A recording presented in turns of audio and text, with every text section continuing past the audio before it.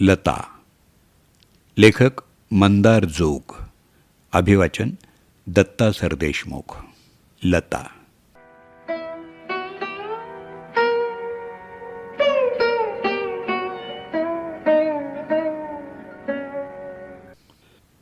दोन वर्ष झाली तिला जाऊन, पण लता एकटी गेली नाही आहे.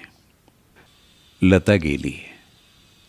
लता म्हणजे काय आहे हे माहीत नसलेली माझी कलिक तेव्हा मला म्हणाली, त्यानुसार वय झालं आणि गेली. मान्य, एक दिवस सर्वांना जायचंच आहे, पण आमच्या दृष्टीनं लता एकटी गेली नाही. ती जाताना आमच्या आयुष्याचा एक लचका तोडून गेली आहे. कायमस्वरूपी भळभळत राहणारी एक जखम देऊन गेली आहे. मराठीत एक वाक्य अनेकदा ऐकायला मिळतं, हा देह अमुक तमुकवर पोचलेला आहे. या वाक्यातून व्यक्तीच्या जडणघडणीबाबत सांगितलं जातं. आमच्या बाबतीत म्हणायचं तर हे आयुष्य इतर काही गोष्टींबरोबर ज्या गोष्टीवर पोचलं गेलं आहे ती गोष्ट म्हणजे लताचा आवाज होता. ती जाताना आमची जडणघडण, आमचं आयुष्य ज्याच्यावर उभं आहे त्यातला महत्त्वाचा एक खांब उखडून घेऊन गेली. त्याला खिळखिळ करून गेली. अनेक पिढ्यांचा आधार खसकन ओढून घेऊन गेली. कोट्यावधी लोक जन्माला आल्यावर जिची अंगाई ऐकून रडणं थांबवतात, जिची बालगीतं ऐकून बालपण समृद्ध करतात, जिची हजारो प्रेम आणि विरह गीतं ऐकून तारुण्यातल्या स्थित्यंतरांचा अनुभव घेतात, वैवाहिक जीवनातल्या विविध टप्प्यांवर लताच्या गाण्यांच्या साथीनं सामोरे जातात, वृद्धापकाळी लताच्याच गाण्याने जीव रमवत आठवणींना उजाळा देतात आणि मृत्यू होताना देखील त्या स्वर्गीय आवाजात हरवून त्यांचा आत्मा अलगद देह सोडतो, ती लता.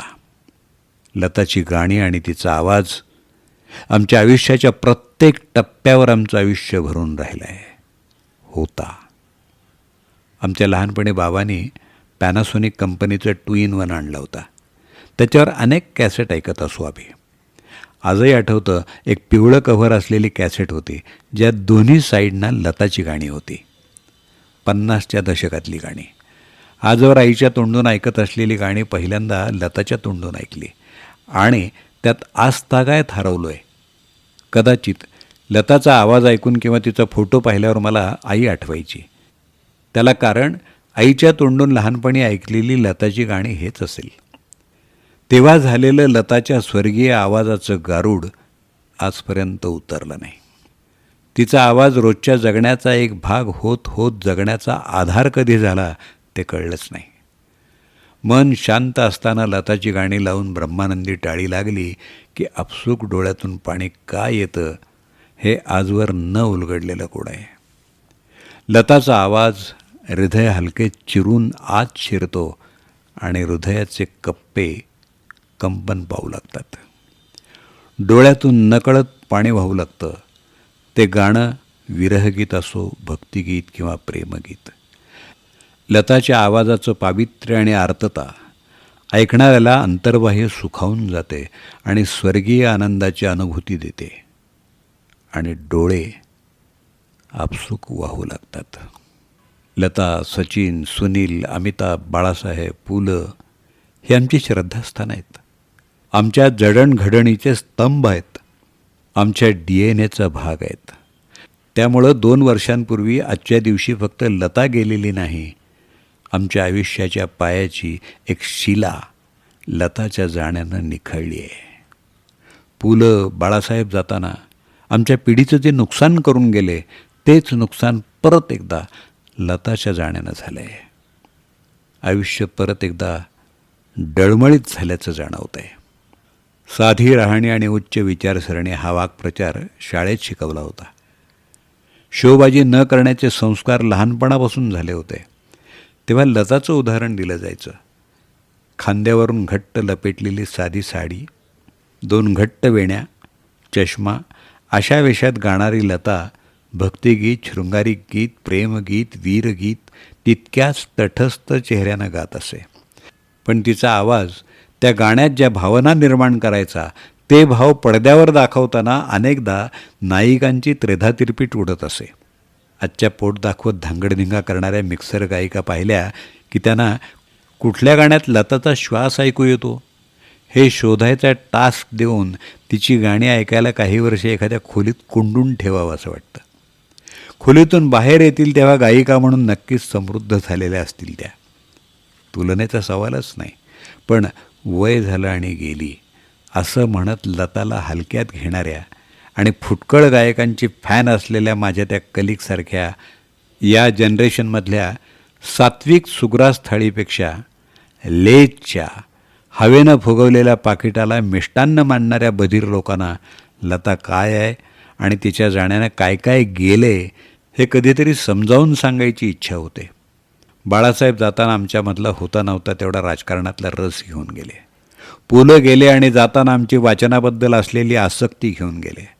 सचिन निवृत्त होताना वानखेड्याच्या खेळपट्टीला नमस्कार करून त्याचं स्पीच देऊन रडला आणि आमचा क्रिकेटमधला खरा इंटरेस्ट संपला.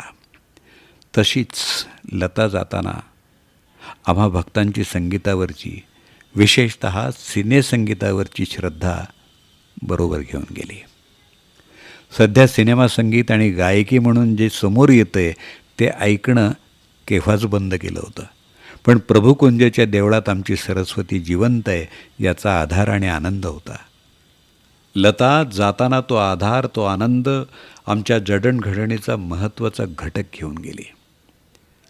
लता तिच्या आवाजातून असंख्य वर्ष अमर राहील. आमच्या हृदयाच्या मंदिरात तिची मूर्ती आम्ही जिवंत असेपर्यंत जिवंत राहील. पण आता भारतीय संगीताच्या मांडवातली सरस्वती मांडव रिकामा सोडून गेली आहे. जाताना देवानं लाखो वर्षात निर्माण केलेला एकमेव दैवी आवाज बरोबर घेऊन गेली आहे. आता ती फक्त आमच्या कानात आणि मनात असणार. प्रभुकुंजेच्या देवळातली देवी आज विसर्जित झाली आहे. लता एकटी गेली नाही आहे. ती आमच्या भावविश्वाचा, आमच्या DNA लचका तोडून काळाच्या पडद्याआड गेली आहे. संगीताच्या सुवर्णयुगाची महत्त्वाची साक्षीदार त्या इतिहासाच्या खुणा पुसून गेली आहे. आजूबाजूला डॉल्बी लावली तरी आमचे कान यापुढं सुन्न असतील. लता आमची गाणी ऐकायची इच्छा घेऊन आम्हाला विरक्तीच्या एक पाऊल जवळ पोहोचवून गेली आहे. लता एकटी गेलेली नाही. आमच्यातलं काहीतरी स्वतःबरोबर नेऊन आम्हाला अपूर्ण, विकलांग करून गेली आहे. आजच्या दिवशी 2 वर्षांपूर्वी सूर्यास्त झाला आहे. डोळ्यातलं पाणी थांबत नाही आहे. आत काहीतरी तुटतंय.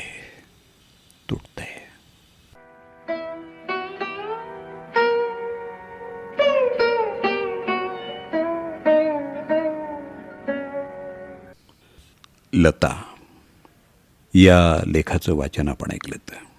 लेखक मंदार जोग यांचा मोबाईल नंबर आत्ता तरी उपलब्ध नाही. कोणाला माहीत असल्यास त्याने आम्हाला जरूर कळवावा.